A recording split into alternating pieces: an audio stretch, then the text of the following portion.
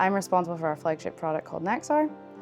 My role is quite cross-functional. I manage our delivery, our support, our testing, and our external development team. So I start my day with a daily stand-up where all the team is on the same call.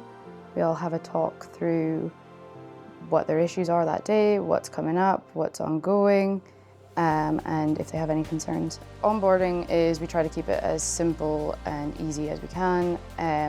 Lots of clients are coming from spreadsheets, pen and paper, or other software. So yeah, no two client is the same. So we obviously adapt and work with the clients to make sure their data is transformed, it's up to date, it's audit ready once it's in our system. We can integrate with systems like SAP and Maximo and work with them to get the data from those systems into Nexar so they can keep everything up to date.